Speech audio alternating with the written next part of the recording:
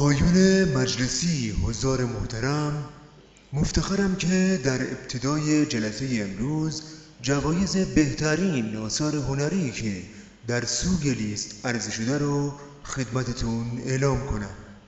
جایزه کشک طلایی برای آقای محمود احمدی نژاد به خاطر اجرای خطابه کشکی به دولت آمریکا بعد از کفن و دفن لیست.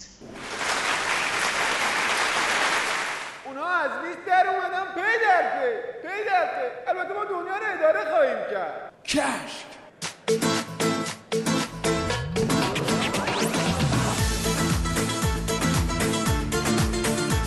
آقا ما یه عصر جدید داریم برای این دنیا، یه راه حل. کشک بابا چه کشکی، بابا چه دوغی، همه وعده هاشون بود دروغی. بابا چه حالی، بابا چه حولی، دیدی از ما گرفتن چه پولی. از لیست در میاری، بالم میذاری، وفا نداری. راهی ندارم، نمیتونم با این در بیارم. حالا عزمم میاد کنارم، میگی گر زدی انتر. راهی ندارم، نمیتونم با این در بیارم. حالا عزمم میاد کنارم، میگی گر زدی انتر.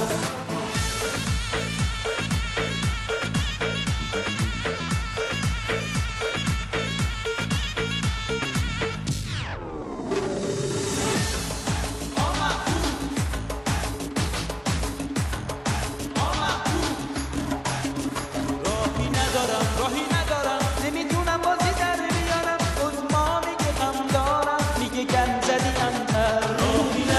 راهی ندارم نمیتونم بازی در بیارم. عزما میگه غم دارم، میگه گن زدی انتر.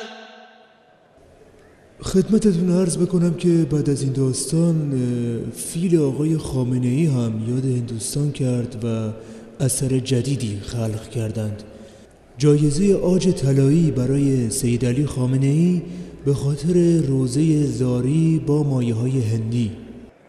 من در مسئولین نظام جمهوری اسلامی این روزها نشان خستگی میبینم. عزیزان از گریه و زاری خسته نشوید، گریه کنید، زاری کنید، هرچی بیشتر بهتر. احسن، آفرین. شده وقت زاری های های، هنوز انگار خوابیم های های.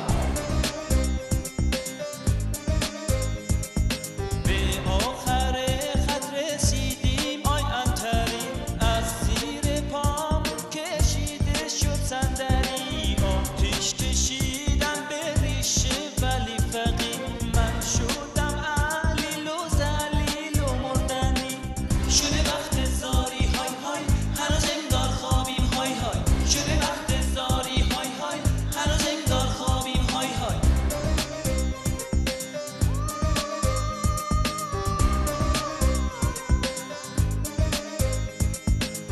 گریه و زاری شده کار ما، بیا ببین.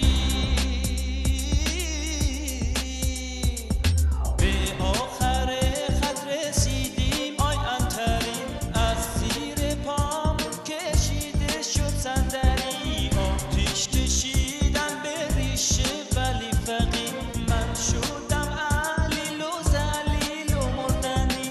شده وقت زاری های های، هنوز انگار خوابیم های های. شده وقت زاری های های، هنوز انگار خوابیم های های.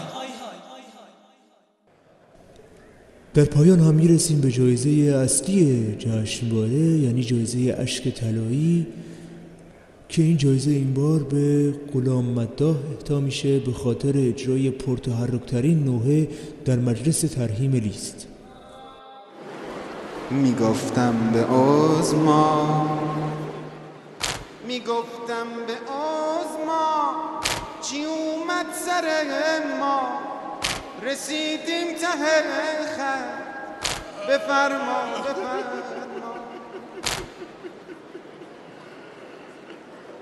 میگفتم به محمود قیافت غلط بود، تو دادی سیبیله نظام و دم